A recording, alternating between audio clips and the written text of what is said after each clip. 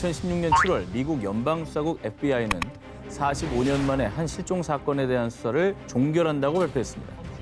FBI도 해결 못한 이 실종 사건은 바로 미국에서 가장 미스터리한 항공기 납치 사건으로 불리는 댄 쿠퍼 사건입니다. 1971년 11월 24일 미국 오리건주 포틀랜드 공항에서 워싱턴주 시애틀 터코마 공항으로 향하는 여객기 안. 검은 정장과 흰 와이셔츠 차림의 한 승객에게 쪽지를 건네받은 승무원은 사색이 될 수밖에 없었습니다. 그 이유, 쪽지의 내용은 바로 내 가방 안에 폭탄이 있다. 그 승객의 정체는 여객기 납치범 댄 쿠퍼였습니다.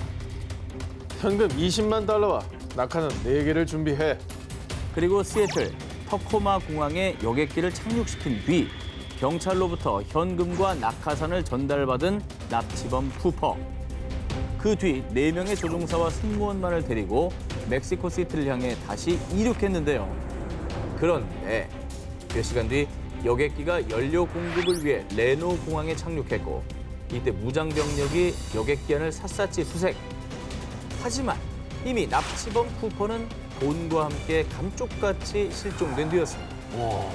아 근데 낙하산 있었으니까 중간에 내렸겠네 그러면. 아, 낙하산이 있다? 네, 낙하산 일부러 그러려고 받은 거 아니었어요? 그런데 당시 그 누구도 심지어 여객기를 뒤따르던 전투기들도 그가 뛰어내린 사실을 알지 못했습니다. 왜? 왜 못 봤지? 자, 사건이 벌어진 날은 폭풍우가 내리던 깜깜한 밤으로요. 낙하산을 타고 뛰어내리는 검은 정장처럼의 쿠퍼를 발견하지 못했을 가능성이 있는데요. 아 그럴 수도 있네요. 어두우니까. 그리고 검은 옷이니까. 그렇죠. 밤이면 못 봤을 수도 안 있겠네요. 보일 수 있죠. 네. 자, 그래서 수사기관들은 그를 고도의 훈련을 받은 공수부대 출신의 스카이다이버로 추측하게 됐는데요. 하지만 아무리 노련한 요원이라도 안전장비 없이 정장 차림으로 상공 3,000m에서 낙하를 시도해 성공할 확률은 극히 낮았습니다. 그래서 FBI는 그가 사망했을 확률이 크다고 추측해 낙하 예상 지점 일대를 샅샅이 수색했지만 그의 시신은 발견되지 않았습니다. 그런데 납치범 쿠퍼가 실종된 지 9년 뒤인 1980년 콜롬비아강 주변에서 현금 따발을 발견. 그리고 확인한 결과 FBI가 그에게 건넨 지폐 1년 번호와 일치했습니다. 증발한 것처럼 실종된 비행기 납치범. 그는 정말 탈출에 성공했을까요? 아니면 전문가들의 말대로 실패로 끝난 걸까요? 진실은 여전히 풀리지 않고 있습니다. 2014년 6월 불가리아의 공항에서 사라진 한 남성. 7년이라는 시간이 흐른 지금도 여전히 풀리지 않는 미스터리한 사건인데요. 특히 실종 당일 공항 CCTV에 포착된 그의 마지막 모습은 더 큰 의문을 남겼습니다. 돈을 들고 가죠. 평범한 여행객 같은데요? 줄을 두리번 거리는데 왜 이래? 어머머! 가방 다 어디 가고? 가방 놓고 뛰어간다. 어디 가? 자, 재빠르게 달아나 종적을 감춘 실종자는 독일 출신의 28세 남성 라스 미텐크인데요. 자, 이 미스터리한 사건의 발단 살펴보겠습니다. 친구들과 함께 불가리아 여행 중이었던 미텐크. 술집에서 축구 경기를 보던 중 상대팀을 응원하던 다른 일행과 시비가 붙어 싸움에 휘말렸고요. 당시 미텐크는 고막 파열이라는 큰 상처를 입었습니다. 심하게 싸웠구나. 이대로 비행기를 타면 고막 상태가 더 악화될 거예요. 자, 비행기 탑승 시 기내 압력 변화로 고막 상처가 더 악화될 수 있다는 진단을 받은 미텐크. 결국 그는 귀국을 포기. 병원에서 항생제를 처방받은 뒤 홀로 불가리아에 남았고요. 자, 갑작스럽게 여행 일정에 차질이 생기며 여행 경비가 부족했던 미텐크는 값싼 호스텔에 묵게 됐습니다. 그런데 하필 미텐크가 묵은 호스텔은 매춘가와 불법 암시장이 자리 잡고 있는 우범지대였는데요. 아이고. 저런 데가 싸니까 저런 데를 찾아갔네요. 그래도 좀 좋은 데 가지. 어머니에게 전화를 건 미텐크는 충격적인 이야기를 전했습니다. 어떤 남자 4명이 자꾸 저를 따라다녀요. 너무 무서워요.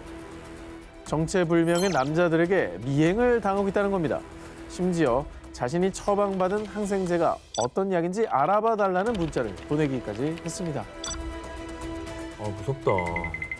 아니 아니, 뭐 본의 아니게 무슨 뭐 범죄 목격자가 됐거나 그럴 수도 있는 거고. 연루됐을 수도 있고 연루될 수도 있고. 의도치 않게 연루가 된 거지. 근데 병원에서 처방받은 약은 왜 의심하지? 그것도 이상했나? 극도로 두려움을 느낀 미탱크는 가족들에게 최대한 빠른 귀국길 항공편 예약을 부탁했고요. 곧바로 짐을 싸 공항으로 향했습니다. 자, 그리고 비행기를 타기 전 고막 치료를 받기 위해 공항에 마련된 의료 시설을 찾은 미탱크. 그런데 검사를 받던 중 제복을 입은 공항 직원이 들어오자 미탱크가 갑자기 비명을 지르며 뛰어나간 겁니다. 아 왜?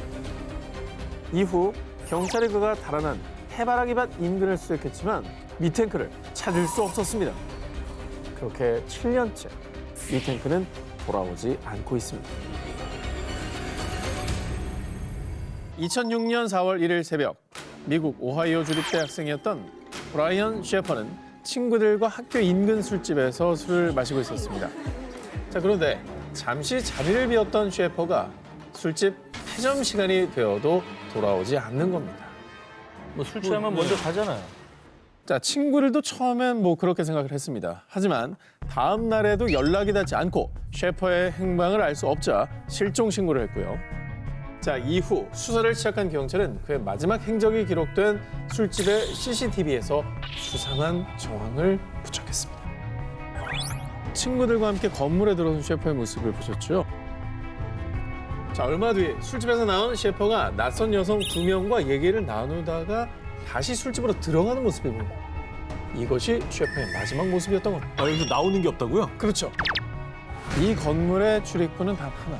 CCTV에 보이는 에스컬레이터 아래에 있는 문이 유일한 출입구인데도 말이죠.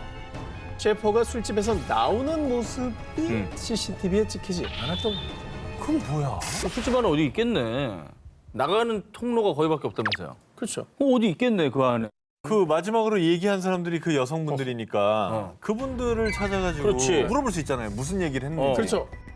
자, 조사 결과 해당 여성 2명은 셰퍼 실종 사건과는 무관한 것으로 밝혀졌습니다. 뭐 어떻게 된 거야? 자, 경찰은 셰퍼가 잔혹하게 살해 유기되었을 가능성도 염두에 두고 술집 안을 샅샅이 뒤졌지만 살인 흔적은 물론 그의 시체조차 발견할 순 없었습니다. 혹시 옷을 갈아입고 막 변장해서 숨어 나간 거 아니에요? 그렇지. 그럴 수 있죠. 문제는 이 셰퍼에겐 그럴 이유가 전혀 없었다는 겁니다. 누군가한테 쫓기거나 시비가 붙은 상황도 없었고요. 친구들과 즐겁게 술을 마시다가 갑자기 아무 이유 없이 변장해서 도망갈 이유가 없었던 겁니다. 그치 이상하네. 그리고 그가 실종되기 몇 시간 전 셰퍼는 여자친구와 통화까지 했다고 합니다. 그녀는 전혀 대화 속에서 이상한 낌새를 느끼지 못했다고 합니다. 게다가 여행 준비 잘하고 있지? 나 엄청 설렌다. 그럼 즐거운 여행이 될 테니 기대하라고. 여행에 기대감에 부풀어있던 그가 일부러 사라질 이유가 전혀 없다라고 주장했습니다. 뭐 어떻게 된 거지? 유령인가? 자, 분명히 건물에 들어왔지만 나간 모습은 없는 남자. 사건은 그가 사라진 지 15년이 지난 지금도 여전히 미궁에 빠져 있습니다. 41개의 세계 기록 달성. 9분의 무호흡을 기록한 여성. 자, 인간의 한계를 넘어선 숨막히는 도전. 세계에서 가장 위대한 프리다이빙의 여왕이 있었습니다. 러시아의 세계 챔피언 나탈리아 몰차노바. 자, 그런데 말입니다. 세계 신기록을 기록했던 잠수의 여왕이 그만 물속에서 실종되는 사건이 발생했는데요. 아이고. 어떻게? 자, 2015년 8월 2일 몰차노바는 지중해 포르멘테라 섬 해안에서 다이빙 레슨을 하고 있었습니다. 그녀는 평소처럼 잠수복을 입고 하강이 용이하도록 다이빙 장비를 착용한 뒤 바닷속으로 입수했는데요. 그런데 왜 이렇게 안 올라오지? 자, 입수한 지 한참이 되었는데도 몰차노바가 물 밖으로 나오지를 않는 겁니다. 이에 동료들이 입수를 해서 찾아봤지만 그 어디에서도 찾을 수가 없었죠. 결국 해양경비대와 500m 해저까지 탐지 가능한 잠수 로봇까지 동원돼 수색했지만 끝내 그녀를 찾을 수 없었는데요. 이에 전 세계 언론들은 세계 최고 프리다이버의 실종, 심해로 사라진 프리다이빙 챔피언이라며 대대적으로 몰차노바의 실종 사건을 보도했습니다. 근데 선수였기 때문에 그렇죠. 이 사고가 나도 좀 잘 대처하지 않았을까 하는 생각도 드는데 어떻게 된 겁니까 이게? 당시 단순 사고라고 종결짓지를 못했던 게 세계 신기록을 보유했던 프리다이빙 선수였기 때문에 그녀의 실종 사건에 대한 여러 의문들이 제기됐었는데요. 자, 첫 번째입니다. 혹시 몰차노바가 급류에 휘말린 건 아닐까라는 의견이었는데요. 하지만 당시 기상에는 큰 이변이 없었다고 하고요. 두 번째, 몰차노바가 위험한 암초 지역에 걸린 건 아닐까였는데 하지만 바다의 암초 사이에 몸이 끼어 나오지 못한 것이라면은 시신이 발견되거나 구조 도중에 눈에 띄었어야 되는데 그렇죠. 그렇지가 않았고요. 그리고 당시 수심은 30에서 40m. 숨을 참고 자명할 수 있는 깊이가 최대 101m나 됐던 그녀에겐 어렵지 않은 코스로요. 몰차노바가 깊은 수심까지 잠수했다가 당황해서 물속에서 길을 잃었다고 보기에도 납득이 가지 않았습니다. 의문만 남긴 채 시내로 사라진 잠수의 왕 몰차노바. 그녀의 아들 알렉세이는 엄마를 바다에 놓아주며 이런 추모의 말을 남겼습니다. 엄마는 바닷속에 계실 것 같아요. 바다를 가장 좋아하셨으니까요. 1932년 대서양을 횡단한 최초의 여성 비행사. 1935년 하와이에서 미국을 비행한 최초의 여성 비행사. 하늘에 화려한 기록을 수놓으며 하늘 위의 퍼스트 레이디로 불린 미국의 전설의 비행사 어밀리아 에어하트. 1937년 6월 1일 전 세계인들의 뜨거운 관심 속에 세계 일주 비행을 위해 항법사 프레드 누난과 함께 미국 캘리포니아에서 출발한 비행사. 그런데 약 한 달 뒤인 7월 2일 동경 157도, 남이 33도 7분 상공을 비행 중이다. 다음 경유지인 남태평양의 하울랜드 섬으로 향하던 어밀리아. 하지만 그녀는 이 무선을 끝으로 태평양 한가운데서 그만 실종되고 말았습니다. 아휴, 당시 루즈벨트 대통령의 지시 아래 미 해군의 항공모함 4척의 구축함, 60여 대 비행기 등 2주간의 대규모 수색이 벌어졌지만 그녀의 흔적은 어디에서도 찾을 수 없었고요. 결국 약 2년 후인 1939년 미 해군은 연료 부족으로 인한 해상 추락사라고 발표하며 공식적으로 사망 처리를 했습니다. 정말 안타까운 소식이네요.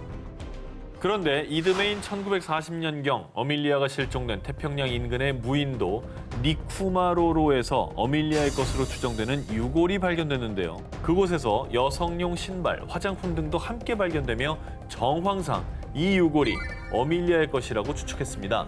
하지만 당시 유골을 검사한 박사는 키가 작은 유럽계 남성의 유골이라고 발표하며 다시 논란이 수그러들었죠. 당시에 과학적으로 이렇게 뭐 유전자 검사 이런 게 한계가 좀 있었잖아요. 그렇죠. 지금의 어떤 기술로 다시 한번 해보면 안 될까라는 지금 기술로 하면 뭐 정확하죠. DNA 검사를 하니까. 그런데 말입니다. 정말 안타깝게도 니쿠마로로에서 발견된 유골이 갑자기 사라졌다는데요. 뭐야? 그래서 그 유골이 있었다면 현대 기술로 DNA 분석을 할 수 있었을 텐데 그걸 못하게 된 거죠. 그런데 말이죠. 뭐야? 어밀리아가 실종된 지 약 80년 뒤인 2018년 니쿠마로로에서 발견된 유골은 어밀리아와 99% 유사합니다. 인류학계 권위자인 리처드 얀츠 교수는 자신의 논문을 통해 어밀리아 실종 사건의 실마리를 풀었다고 주장했는데요. 유골이 없었다면서요? 유골은 실종됐지만 다행히 당시 유골의 크기나 특징을 기록한 연구 데이터는 남아 있었습니다. 그래서 어밀리아의 신체 정보와 니쿠마로로 유골의 데이터를 대입하고 비교를 했는데요. 그 결과 니쿠마로로의 유골이 어밀리아의 신장과 거의 일치한다는 결과가 나왔다고 합니다. 하지만 이는 가장 유력한 추측일 뿐 진실을 풀어줄 유골의 행방은 여전히 오리무중인 상태. 어밀리아의 실종은 여전히 풀리지 않는 숙제로 남아 있습니다.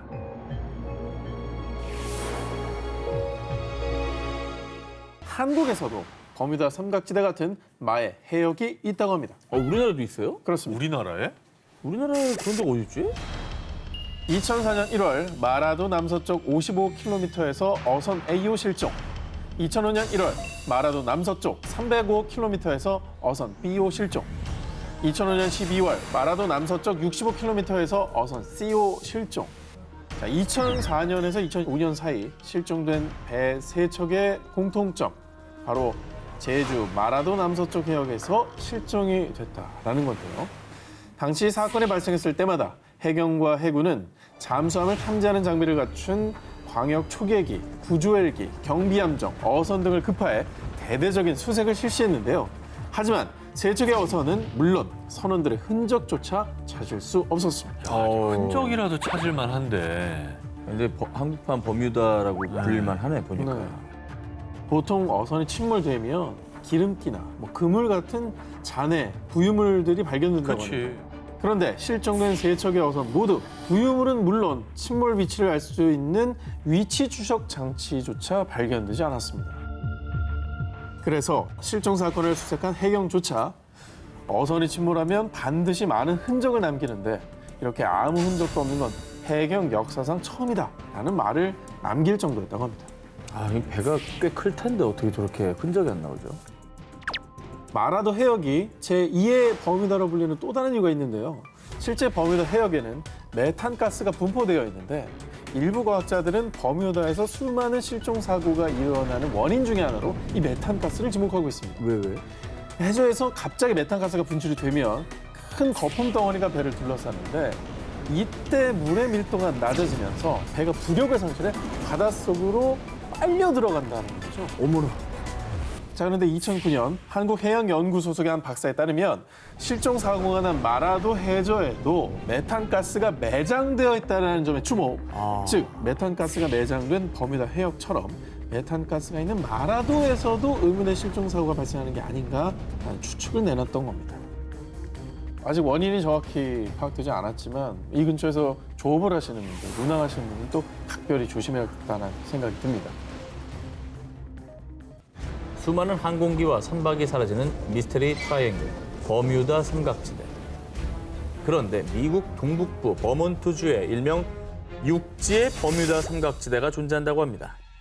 바로 버몬트주 베닝턴에 있는 글래스텐베리 산을 중심으로 우드포드, 샤프트베리, 서머셋 지역을 포함하는 삼각지대, 베닝턴 삼각지대입니다. 근데 저 삼각형의 지대 안에서 실종 사건이 그러면 계속 나오는 건가요? 그렇습니다. 이 공포의 베닝턴 삼각지대, 미스테리한 연쇄 실종 사건은 76년 전부터 시작됐습니다. 1945년 11월 이 지역의 베테랑 사냥 가이드 미디 리버스는 여느 날과 다름없이 당시 4명의 사냥꾼을 이끌고 숲으로 들어갔는데요. 그런데 리버스가 어디 갔지? 사냥을 마치고 돌아오던 길 무리에서 조금 앞서 걷던 리버스가 어느 순간 보이지 않게 된 겁니다. 뭐야? 그리고 아무리 기다려도 돌아오지 않자 마을 주민을 비롯해 미군까지 출동. 그 일대를 샅샅이 수색했지만 리버스의 흔적은 어디에서도 찾을 수가 없었습니다. 베테랑 사냥 가이드라면서요. 그렇죠. 이거 한두 번 다니는 길도 아니고 아니 그 동네를 아주 손바닥 보듯이 훤히 알 텐데. 이게 흔히 말하는 눈 감고도 다닌다 얘기하잖아요. 그럼. 이 길을 잃은 건 아닐 것 같은데. 야생동물이랑 마주쳤나? 자, 그런데 실종 사건은 이게 다가 아니었습니다. 리버스 실종 1년 뒤인 1946년 12월 베닝턴 삼각지대의 롱 트레일로 하이킹을 하러 간 대학생 폴라 웰든. 하지만 다음 날 웰든이 수업에 참석하지 않자 이후 실종 신고가 접수됐고요. 갑자기 사라진 웰든을 찾기 위해 대규모 수색대가 투입됐는데요. 하이킹을 하러 갈 당시 웰든은 눈에 띄는 빨간색 옷을 입고 있어서 그녀를 봤다는 목격자들도 많았지만요. 그녀 역시 어떤 흔적도 발견되지가 않았죠. 목격자는 많은데 흔적이 하나도 없다라는 게 공통된 거잖아요. 마지막 포인트를 못 봤다는 겁니다. 저 이상하다. 이상하다 진짜. 자, 게다가 과학적으로 도저히 설명할 수 없는 실종도 발생했습니다. 1949년 12월 세인트 알반스에서 베닝턴으로 향하는 버스에 탄 제임스 테드포드. 당시 버스 승객들의 증언에 따르면요. 그 남자 분명히 마지막 정거장에서도 계속 앉아 있었어요. 하지만 버스가 베닝턴에 도착했을 때 그가 사라졌다는 겁니다. 자, 그리고 신비한 실종 사건은 이뿐이 아니었습니다. 1950년 10월에 8살 소년 폴 잽슨과 50대 프리다 랑거까지 연이어 실종. 1945년에서 1950년 사이 모두 5명이 이 베닝턴 삼각지대에서 실종됐는데요. 실종 약 7개월 뒤 시신으로 발견된 프리다 랑거를 제외하고는 그 누구의 흔적도 찾을 수 없었습니다. 야 미스터리다 이게 한두 명도 아니고. 다들 흔적이 없잖아.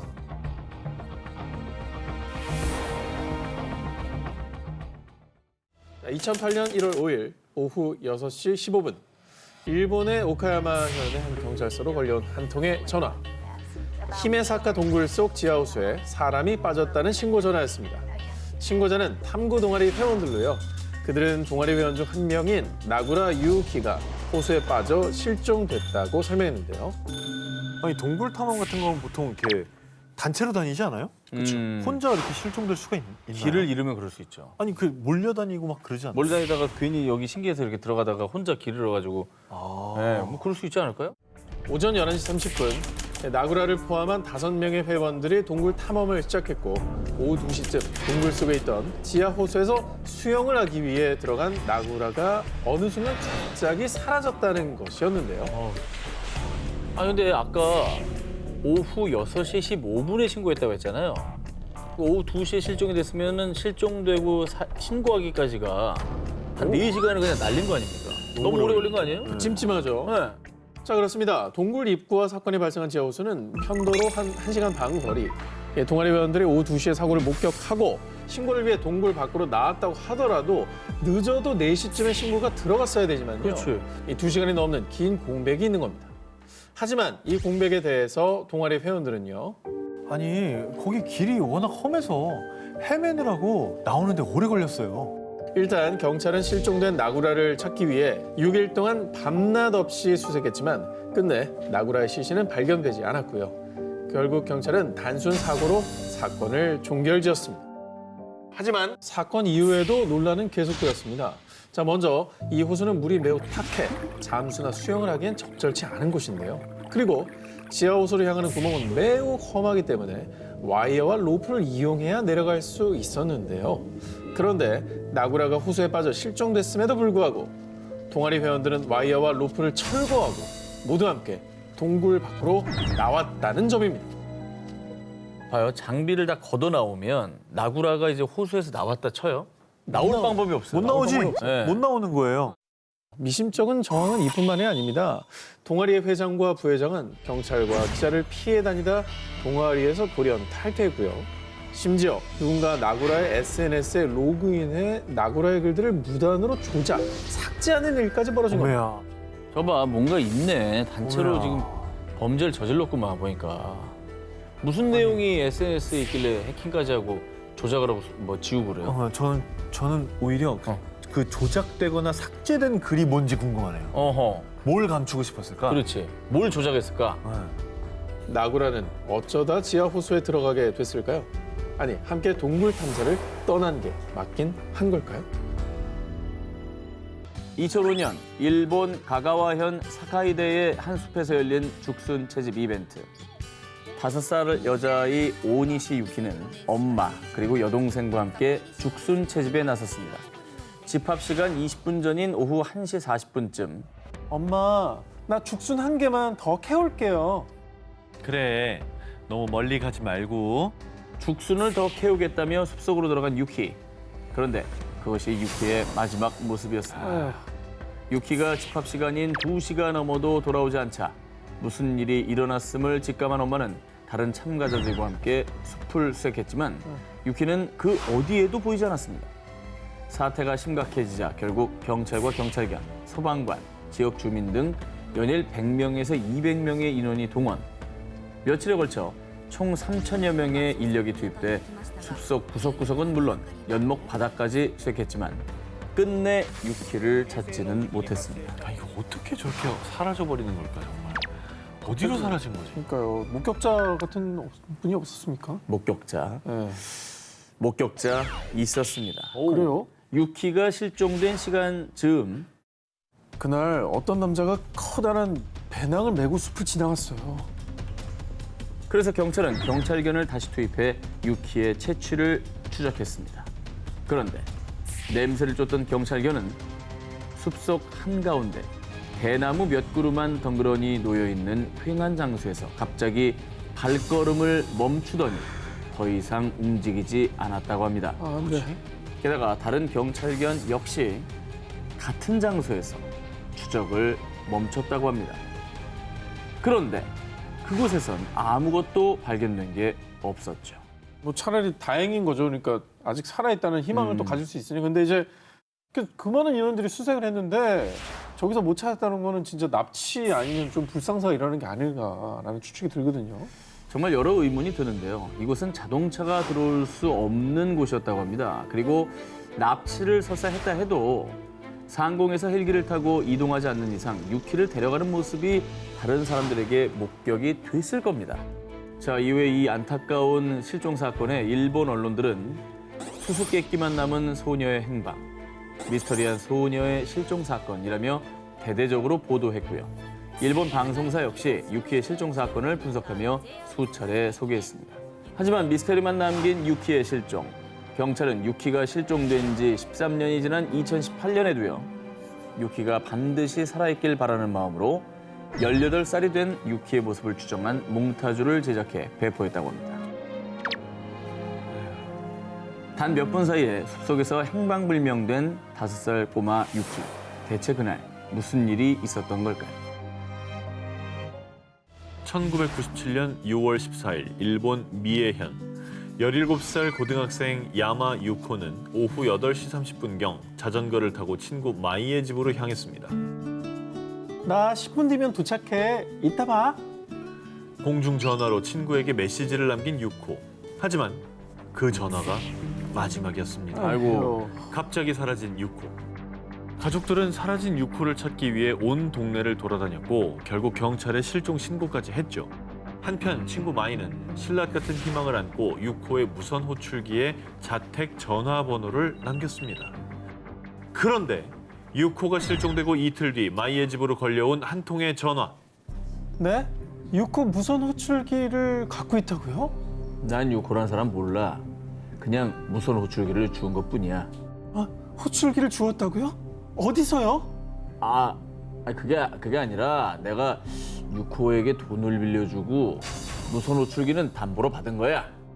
갑자기 말을 번복한 그 전화 속 남성이 의심스러웠던 마이는 그 남성과 만나기로 약속했는데요. 하지만 마이가 경찰과 동행한 걸 눈치챘는지 그 남성은 약속 장소에 나타나지 않았습니다. 대신 며칠 뒤 다시 마이에게 연락했어요. 한 버스 정류장에 실종된 유코의 무선 호출기만 두고 사라진 남성. 모든 게 너무 의심스러워요, 지금. 말이 막 바뀌고 막 이러니까. 그 남성은 며칠 뒤 무선 호출기를 잘 돌려받았냐며 또다시 마이에게 연락했는데요. 뭐야? 그런데 이때 경찰이 위치 추적에 성공해 그 의문의 남성을 체포할 수 있었습니다. 다행이다. 남성의 정체는 당시 48세였던 타츠야. 조사 결과 그는 강간, 강도 등의 혐의로 12년간 복역했다가 얼마 전에 출소한 것으로 밝혀졌는데요. 허허. 그런데 말입니다. 과거 그의 강도 수법이 자전거를 탄 여자를 밀친 후 금품을 강탈하는 거였다고 합니다. 유코, 그래. 유코도 자전거 타고 있었잖아요. 그러네. 수상한 점은 이뿐이 아니었습니다. 경찰이 위치 추적으로 처음 타츠야를 발견했을 때 타츠야는 유코의 손수건을 가지고 있었고요. 뭐야? 수사 도중에는 타츠야의 차 안에서 유코의 모발과 유코의 한자 사전이 발견됐는데요. 그리고 타츠야의 승합차 좌측 범퍼에는 무언가와 충돌한 흔적도 남아 있었죠. 게다가 유코가 실종된 당일 공중전화 박스에서 전화 중인 학생 옆에 승합차가 정차해 있는 걸 봤어요. 타츠야의 승합차와 같은 색, 같은 차종이 실종 직전 유코 주변에서 있다는 걸 봤다는 목격자가 나타난 겁니다. 그리고 타츠야가 범인이라면 유코가 어디 있는지 이거 얘기해줘야 되는 거 아닙니까? 그 단서를 쥐고 있다니까요. 저 알고 있는 것 같거든요. 네. 당시 경찰은 타츠야를 유코 실종 사건의 유력한 용의자로 보고 수사했습니다. 그런데 난 범인이 아니에요. 유코에게 돈을 빌려줬을 뿐이라고요. 자신의 무죄를 주장한 타츠야. 그리고 수사 결과 경찰은 타츠야가 범인이라는 명확한 증거를 찾지 못하면서 결국 타츠야는 증거 불충분으로 석방됐습니다. 그렇게 유코 실종 사건은 23년이 지난 지금까지도 장기 미제 실종 사건으로 남아 있습니다. 유코의 부모님은 지금도 희망의 끈을 놓지 않았고요. 유코의 실종 당시 모습이 담긴 전단을 배포하며 이 전단을 나눠주는 게 마지막이길 바란다 라며 유코가 돌아오길 기다리고 있습니다. 1990년 8월 일본 한 가정집에 한 통의 전화가 걸렸는데요. 괴로워. 너무 분해. 혹시 너 사요코니? 지금 어디니? 자, 그런데 전화를 받은 엄마는 소스라치게 놀랄 수밖에 없었습니다. 그 이유, 의문의 전화를 건 사람이 4개월 전 실종된 딸 미나미노 사요코였기 때문입니다. 야, 4개월 만에 실종된 딸과 연락이 닿은 거네요. 실종 딸이 전화를 한 거예요. 그렇습니다. 엄마 얼마나 놀랐을까? 찾았겠네. 안타깝게도 이 전화를 마지막으로 그녀는 또다시 행방이 묘연해졌는데요. 자, 사요코에게 무슨 일이 있었는지 그녀가 실종되기 전 약 4개월 전으로 거슬러 올라가 보겠습니다. 당시 세계 일주 중이던 사요코는 1990년 3월 말 네팔에 입국. 그런데 히말라야에서 한 달 정도 트레킹을 할 거예요. 4월 3일 카트만두에서 보낸 편지를 끝으로 사요코는 연락 두절되며 실종. 가족들은 사요코를 찾기 위해 네팔로 향했고요. 자, 일본 대사관과 네팔 경찰의 수사 끝에 안나푸르나 인근 도시 포카라의 한 호텔에서 사요코의 흔적을 발견했습니다. 그런데 그녀가 머물렀던 호텔 방 안엔 가방, 옷, 돈 등 소지품이 그대로 있었는데요. 뭐야? 소지품이 그대로 있었으면은 네. 이거는 이동하러 나간 게 아니라 여기다가 여정을 풀고 뭐 앞에 나가서 뭐 커피를 한잔 한다든지 주변을 좀 뭐 관광을 한다거나. 그리고 만약 등산 중 사고사를 당했거나 금전을 목적으로 한 범죄였다면 돈과 소지품이 그대로 있을 리 없었을 겁니다. 그렇죠, 그렇죠. 당시 수색에 나섰던 네팔 경찰은 어떤 사건에 휘말린 것인지 사고인지 판단조차 할 수 없습니다. 라고 발표. 그리고 4개월 뒤 그렇게 사요코에게서 전화가 걸려왔지만 분하다는 말만 남기고 끊어진 전화.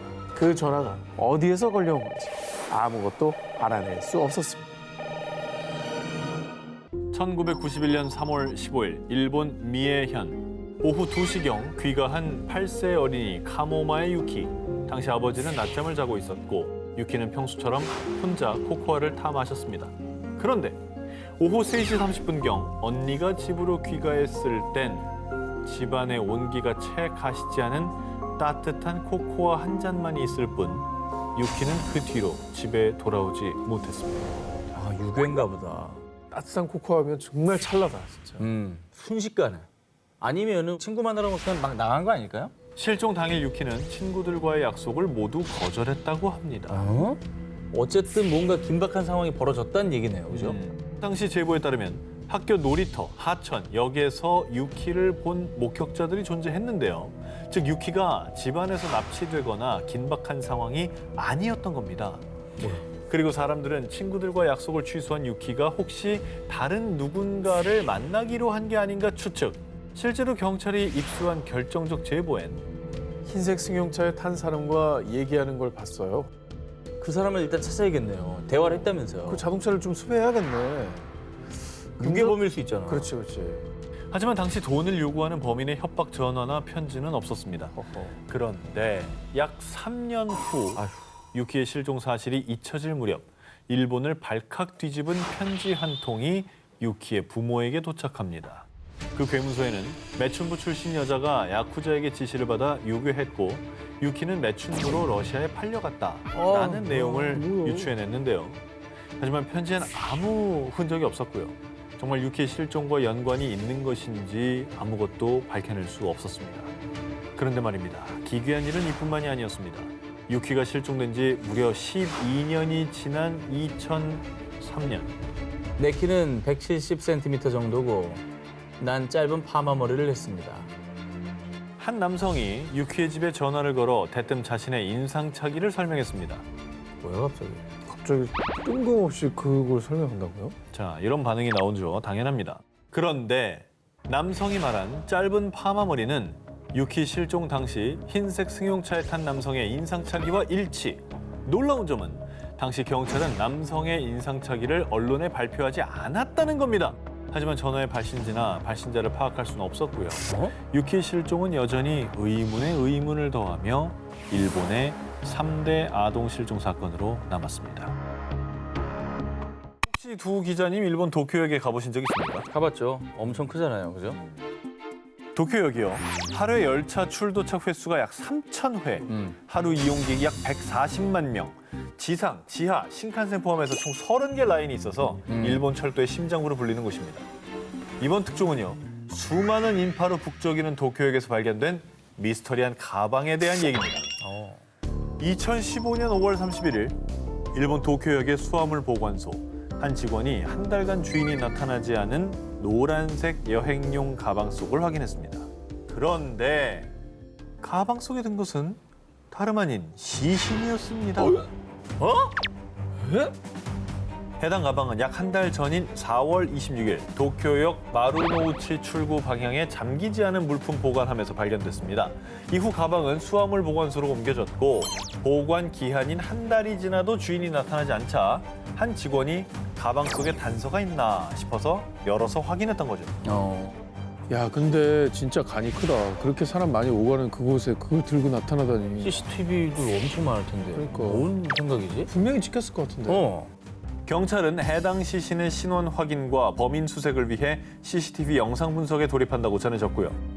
특히 조사를 통해 가방 속 시신은 키가 약 140cm의 마른 체형의 틀니를 착용한 70에서 90대의 여성으로 추정됐습니다만 그러나 한 달간에 이미 시신의 부패가 진행된 상태로 시신의 신원 확인은 불가능했습니다. 그렇겠지. 그래도 아까 그 물품 보관함 위치도 그 출구 계단 바로 앞에 있더라고요. 그리고 그 하루 유동인구가 140만 명이면 증언도 엄청났을 것 같은데. 그러나 용의자를 봤다는 유력한 목격자는 결국 나타나지 않았다고 합니다. 그래도 CCTV. 아, 요즘에 CCTV가 발달돼서 진짜 사람이 어디서 어디까지 가는지 다 추적돼 나오더라고요. 사건 해결의 마지막 희망 CCTV를 분석해 본 결과 4월 26일 오전 8시에서 9시경 노란 가방을 보관함에 넣는 한 남성을 포착. 거봐요. 됐네. 나왔네. 됐네. 하지만 근데 CCTV 영상 속 해당 남성의 신원 파악 역시 실패하며 왜? 끝내 이 사건은 미제로 남게 됐습니다. 근데 이제 만약에 이게 살인 사건이라면 시신을 찾기 힘든 인적이 드문 산이나 이제 강에 유기하는 게 굉장히 흔한 케이스인데 그런데 대체 왜 누가 저렇게 큰 역 한가운데 있는 물품 보관함에 유기한 걸까요? 이런 의문은 들어요. 1970년 11월 노르웨이 베르겐 이스다렌 계곡에서 불에 탄 여성의 시신이 발견됐는데요. 부검 결과 그녀의 사인은 일산화탄소 중독. 그러니까 사망한 뒤 화장된 게 아니라 살아있는 상태에서 불태워져서 끔찍한 고통을 겪으며 사망했던 거죠. 아우 너무나 고통스럽게 생을 마감했네요. 이렇게 잔인한 수법을 보면 뭐 원한 관계가 있었다든지 아니면 다른 문제, 뭐 금전적 문제 이런 걸로 다툼이 있었던 건가요? 자, 그런데 말이죠. 경찰들은 당시 일명 이스다렌의 여인 죽음이 자살인지 타살인지 명확하게 규명하지 못했는데요. 그 이유는 부검 결과 무려 50여 개의 수면제를 복용했다는 사실 역시 밝혀졌기 때문입니다. 수면제가 그렇게 많이 나왔다는 건 자살 가능성이 있다는 얘기니까. 아, 그래도 억지로 먹이고 또 그럴 수 불을 있죠. 수도 있잖아. 그러면은 수사가 더 진행이 되고 좀 증거가 더 나와야 알 것 같은데요. 이미 시신은 심각하게 불에 타 신원 확인마저 어려운 상황. 경찰들의 유일한 희망은 현장 주변에서 발견된 보석과 시계, 사망자가 입었던 것으로 보이는 옷 등의 유류품이었는데요. 그런데 말입니다. 당시 발견된 모든 의류의 라벨이 전부 제거된 상태. 게다가 다른 유류품들 역시 상표와 로고 등이 모두 훼손된 상태였던 겁니다. 자살은 아니네. 특이한 옷 같은 경우에는 언제 어디서 누가 사는지 좀 알 수 있잖아요.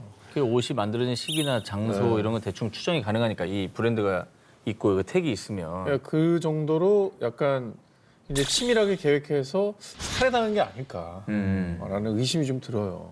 사건 발생 며칠 후 수사가 난항에 빠질 뻔했던 바로 그 순간 베르겐의 한 기차역 물품 보관소에서 2개의 가방이 발견됐습니다. 그리고 가방 속 안경에서 사망자와 일치하는 지문이 발견되면서 가방이 이스다렌의 여인 것임이 확인됐습니다. 자, 그러면 증거가 나왔습니다. 이제 뭐 조금 수사에 탄력이 붙는 건가요? 하지만 평범한 여행자의 가방이라고 하기엔 가방 속에서 여러 종류의 가발이 발견. 마치 자신의 신분을 숨기고 변장하려던 사람처럼 말이죠. 만약에 그 여인의 것이었다면 너무나 수상하고 이상한데요. 그렇죠. 왜 저러고 왜 저렇게 했을까? 신분을 숨겨야 되는 특별한 이유가 있었던 게 아닐까? 문득 제가 생각한 건 약간 스파이 아닌가 싶어요. 오. 정보국에 있는 직원이니까 본인의 정체를 숨겨야 될 이유도 많은 거죠. 이후 계속된 경찰 조사 결과 해당 여성이 투숙한 호텔을 찾을 수 있었는데요. 그리고 체크인 당시 그녀가 여권을 사용했다는 것을 확인할 수 있었습니다. 정체가 뭡니까? 스파입니까? 여권이요. 예. 그러나 거봐. 이 역시 위조된 여권으로 드러났습니다. 게다가 유럽 곳곳을 돌아다니며 최소 8개의 가명으로 위조 여권을 사용한 사실이 밝혀졌습니다. 정보국인 것 같아요. 스파이네, 스파이. 이번에 마치 평행 이론처럼 노르웨이에서 25년 전 사건이 재현된 듯한 또 다른 미스터리한 사건을 파헤쳐보겠습니다. 1995년 6월 노르웨이 오슬로의 한 호텔. 2805호 손님이 며칠째 숙박비를 지불하지 않자 호텔 경비원이 2805호를 찾아 문을 두드렸는데요. 그런데 바로 그 순간 방 안에서 들려온 총소리. 심상치 않은 사건이 벌어진 것을 직감한 호텔 측은 경찰에 신고했고요. 잠시 후 경찰이 현장에 도착했습니다. 총소리면 살인사건인가요? 근데 살인 사건이면 문을 두드릴 때 일단 총소리가 들렸잖아요. 그럼 범인이 일단 안에 있거나 멀리 도망가지 못했을 것 같아요. 그런데 말입니다. 경찰이 도착했을 땐 2805호의 투숙객만이 사망한 채로 발견. 그리고 그녀의 손에 총이 들려져 있었는데요. 외부인의 침입 흔적이 없었다는 점에서 경찰은 그녀의 사인은 타살이 아닌 자살로 추정했습니다. 자, 정황상 자살로 보이긴 하지만 자꾸 합리적 의심인 거죠. 자살로 보이게 하려고 누군가가 작전을 짠 게 아닐까라는 그 의심이 자꾸 생기긴 하는데. 일실 트릭이나 이런 거 쓸 수도 그렇죠. 있잖아. 자, 그런데 말입니다. 여러분, 제가 아까 이스타렌의 여인과 평행 이론이라고 말씀드렸죠. 지금부터 그 이유를 말씀드리겠습니다. 경찰은 사망자의 신원 파악을 위해 조사하던 중 충격적인 사실을 알게 되는데요. 마치 평행 이론처럼 2805호의 여인 역시 신분을 알 수 있을 만한 그 어떤 것도 발견되지 않았습니다. 그 이스타렌의 여인 말씀하셨는데 너무 그 케이스가 비슷한데요? 네. 근데 호텔에 체크인을 했으면 일단 뭐 서명이랄지 이런 거라도 개인정보가 조금 남아있을 것 같거든요. 필적. 그렇죠. 체크인 당시 사용했던 제니퍼 페어게이트라는 이름은 가명. 그리고 사후 부검과 조사를 통해 그녀가 기록한 나이와 주소, 회사 명까지 그 어느 것 하나 맞는 것이 없다는 사실이 드러났는데요. 그리고 수상한 점은 이뿐만이 아니었습니다. 만약 정말 그녀가 총으로 자살했다면 손에 발사은이 남거나 피가 묻어야 하지만 당시 사건 현장은 천장까지 피가 튈 만큼 처참했음에도 불구하고 그녀의 손은 이상하리만큼 아주 깨끗했단 겁니다. 자, 이 기묘하리만큼 비슷한 두 여인의 미스터리한 사망 사건. 이 정체불명의 두 여인에겐 도대체 무슨 일이 있었던 걸까요? 1979년 5월 23일 일본 교토 나가오카교시 직장 동료 사이인 아카시 에이코와 미즈노 케이코는 함께 고사리를 캐기 위해 야산으로 향했지만 그 뒤로 돌아오지 못했습니다. 그런데 이틀 후 싸늘한 시신으로 발견된 두 사람. 두 사람 모두 아킬레스건이 끊어져 있었고요. 사인은 각각 질식사와 자상으로 밝혀졌습니다. 질식사? 아니, 목격자나 뭐 범인의 흔적이나 증거품 이런 거 없어요? 이거야말로 원한 조사해야 되는 거 아니에요? 다행히 범행에 사용된 흉기가 발견되긴 했지만 지문이 지워져 있는 상태입니다. 그렇게 사건이 미궁에 빠지려던 찰나 사건 현장에서 결정적인 증거인 다잉 메시지가 발견됩니다. 어떻게 나왔을까요? 뭐라고 써 있었어요? 자, 사망한 아카시의 옷에서 발견된 영수 중에 연필로 쫓기고 있어요. 도와주세요. 이 남자 나쁜 사람이라는 메시지가 쓰여 있었는데요. 명확하게 써놨네. 자, 그런데 안타깝게도 인상착의나 범인을 특정할 만한 구체적인 내용이 없던 데다 더 이상한 점은 사건 현장 인근에서 메모를 작성한 것으로 보이는 연필 심은 발견됐지만 연필은 발견되지 않는 등 다행 메시지가 사건 해결에 도움이 되진 못했습니다. 아니죠. 한 가지는 분명한 거지. 저렇게 썼다는 거는 저 사람들이 모르는 사람이란 뜻이에요. 단독범 소행이라는 거 아닙니까? 뭐 사람들 뭐 이런 게 아니니까. 자, 그런데 말이죠. 시신에서 사건을 해결할 만한 결정적 단서가 또다시 발견됐는데요. 두 피해자들에게서 범인의 것으로 추정되는 책과 채모가 발견된 겁니다. 아니, 책하고 채모 나왔으면은 DNA. 바로 나오는 거 아니에요? DNA DNA 죠, 검사면? DNA. 네. 안타깝게도 그 당시 기술로는 정확한 DNA를 알아낼 수 없었고요. 다만 혈액형, A형 혹은 O형이란 사실을 알아냈지만 그 이상의 증거를 찾지 못해 범인을 검거할 수는 없었습니다. 그런데 1년 전에 그 산에서 고사리를 캐고 있었는데 칼을 든 남자가 말을 걸어왔었어요. 자, 사건 발생 1년 전 범인으로 의심되는 수상한 남성을 본 목격자가 등장. 경찰은 몽타주를 만들어 수사에 나섰지만 역시나 그 남성이 누구인지 범인이 맞는지 아무것도 밝혀낼 수 없었고요. 지금까지 범인의 정체는 오리무중으로 흔적조차 찾지 못하고 있습니다. 1977년 4월 13일 캐나다 알버타주 토필드의 조용한 시골 마을에서 정화조 청소를 하던 노부부. 청소 도중 우연히 정화조 속을 들여다본 아내의 눈에 띈 것은 노란 시트로 감싸져 있는 시신이었습니다.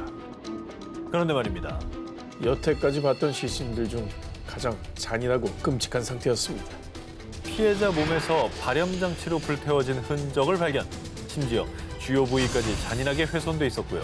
직접적인 사인은 총상으로 추정됐습니다. 그렇게까지 고통을 줬다는 거는 역시 또 원한에 의한 살인이 아닐까 이렇게 보이는데. 그러게. 그렇습니다. 이후에 경찰들은 시신의 신원 확인에 집중. 하지만 시신이 너무 부패해서인지 1976년에서 77년 사이에 사망한 20대 중반에서 30대 초반의 백인 남성으로 추정할 뿐 정확한 신원을 확인할 수는 없었는데요. 그래도 다행히 당시 시신의 치아에서 치과 치료의 흔적을 발견. 경찰은 그의 치과 기록을 바탕으로 알버타주 내 약 800개의 치과에 수사 협조를 의뢰했습니다. 만 그의 치과 기록과 일치하는 기록은 찾을 수 없었습니다. 이후 정화조에서 발견된 시신은 신원 미상의 남성을 지칭하는 샘, 일명 정화조의 샘으로 불리게 됐고요. 그 무엇도 밝혀내지 못한 채 한 무연고 묘지에 매장되고 말았습니다. 아, 정말 안타깝네요. 신원이라도 좀 밝혀졌어야 되는데. 그리고 정화조의 샘이 발견된 지 2년 뒤. 제가 샘의 얼굴을 복원해 보겠습니다. 자, 그런데 말이죠. 복원된 샘의 얼굴은 기존에 추정했던 백인 남성이 아닌 아프리카 원주민의 모습이었습니다. 뭐야? 그럼 수사 자체가 첫 단추가 잘못 끼워진 거 아닙니까? 그런 거죠. 과연 그는 어떤 이유로 잔혹한 모습으로 정화조에 유기됐던 걸까요? 2019년 8월 3일 한 영국 가족은 말레이시아 쿠알라룸푸르에서 약 65km 떨어진 세렘밤의 열대 우림 속에 위치한 리조트로 가족 여행을 떠났습니다. 그런데 이튿날 아침 방에서 자고 있던 15살 딸 노라 앤 퀴어린이 갑자기 사라졌는데요. 1층 거실 창문이 살짝 열려 있을 뿐 노라는 자신의 방을 비롯해 리조트 그 어디에서도 보이지 않았습니다. 혹시 산책을 혼자 나갔다가 길을 잃어버린 건 아니었을까요? 자, 이후에 신고를 받고 출동한 말레이시아 경찰의 추측도 같았습니다. 하지만 우리 노라는 납치된 게 틀림없어요. 노라에게는 발달 장애가 있었는데 평소 몸이 약한 노라가 창문을 넘어서 스스로 밖으로 나갈 리 없다며 납치를 주장했던 겁니다. 자, 이후에 노라를 찾기 위해 대대적인 수색 작업이 펼쳐졌는데요. 말레이시아 경찰, 군대를 비롯해 원주민 300여 명이 이 밀림을 뒤졌습니다. 또 헬리콥터, 드론, 탐지견까지 총동원, 실종 5일째 노라의 흔적이 발견되지 않자 잠수부까지 동원, 밀림 내 강과 계곡도 샅샅이 수색에 나섰습니다. 그리고 드디어 실종 열흘째인 8월 13일 실종됐던 노라를 찾을 수 있었습니다. 다행이다. 다행이다, 다행이다. 다행이네요. 이제 무사히 발견된 건가요? 그러나 리조트에서 약 2.5km 떨어진 개울에서 발견된 노라. 이 노라는 이미 싸늘한 시신이 돼 있었고요. 옷이 벗겨진 알몸의 상태였다고. 납치야. 납치해서 성폭행. 아유. 자, 그런 생각이 들 수밖에 없죠. 아유. 그런데요, 부검 결과 말레이시아 경찰은 노라가 굶주림과 극심한 스트레스로 인한 장출혈로 사망했다고 보도했습니다. 그러나 이번에도 가족들은 인정하지 않았습니다. 현지 경찰이 단순 사고사로 매듭 지으려고 하고 있어요. 이건 단순 실종 사건이 아니라고요. 또 평소 균형을 잡는 데 어려움이 있었던 노라가 험난한 밀림을 혼자 헤매고 다녔는데 시신에서 아무런 상처가 발견되지 않은 것도 수상하다고 의혹을 제기한 겁니다. 한 번도 안 넘어지고 한 번도 어디 나뭇가지나 이런 데 긁히지 않고 2.5km나 떨어진 곳까지 갔다고? 그렇다면 대체 왜 노라는 홀로 그 어두운 밀림 속으로 들어갔던 걸까요? 그리고 소녀에게는 무슨 일이 있었던 걸까요?